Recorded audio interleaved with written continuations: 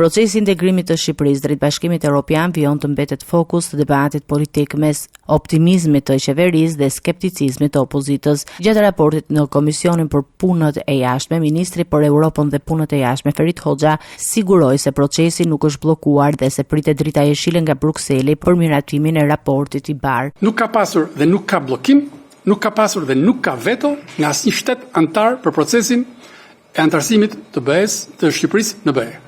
Procesi ka vijuar dhe vazhdon normalisht.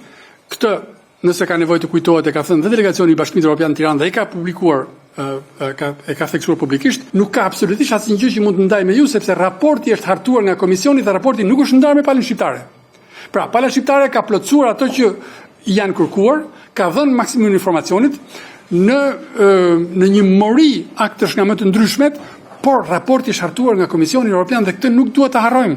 Është nderi i Komisionit Evropian që është sot aty. Sigurisht dhe i Shqipërisë me interesin që kemi sepse në fundit do vendoset për Shqipërinë, por është raport i Komisionit Evropian, i shërbimeve të Komisionit Evropian i cili po diskutohet nga Këshilli.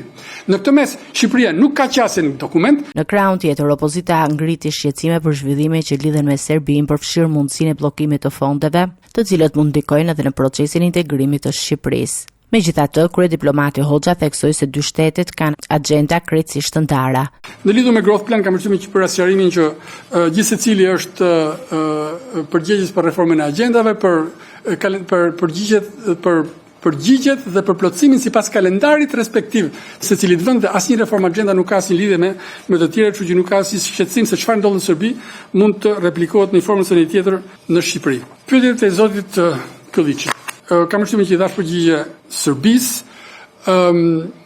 Zoti Alizoti përmendi që Oped është publikuar në një nga gazetat më influente në Gjermani dhe kjo është e vërtetë, domethënë Frankfurter Allgemeine Zeitung. Debati në komision u shoqërua edhe me përplasje politike pasi deputeti Belind Kylliçi akuzoi ministrin për deklarata të papërshtatshme ndaj shqiptarëve në Maqedoninë e Veriut. Hoxha i mohoi këto pretendime duke theksuar se komunikimet zyrtare bëhen përmes kanaleve institucionale dhe duke mbrojtur integritetin e tij profesional. Pozicionet e mia në detyrën e ministrit, pozicionet e ministrisë së jashtme nuk bëhen me SMS, nuk bëhen me WhatsApp, nuk bëhen me Signal, nuk bëhen me asnjë lloj gjëje përveç se me atë që është autorizuar dhe janë deklarime të cilat janë përmes kanaleve zyrtare të autorizuara, të njohura, të konsoliduara dhe vetëm ato janë transparente dhe vetëm ato përbëjnë autoritet. Unë nuk i lë askujt në asnjë sekond, zoti kryetar, të drejtën që të vërë në dyshim punën time 35 vite në shërbim të shtetit shqiptar në të gjithë administratat të cilat kanë marrë përgjegjësinë dhe votën e shqiptarëve për drejtuar këtë vend. Miratimi i raportit i bar nga vendet anëtare të Bashkimit Evropian do të përbënte një hap të rëndësishëm për Shqipërinë, pasi do t'i hapte rrugë fazës së mbylljes së negociatave për grup kapituj, duke afruar vendin më pranë antarësimit në familjen evropiane.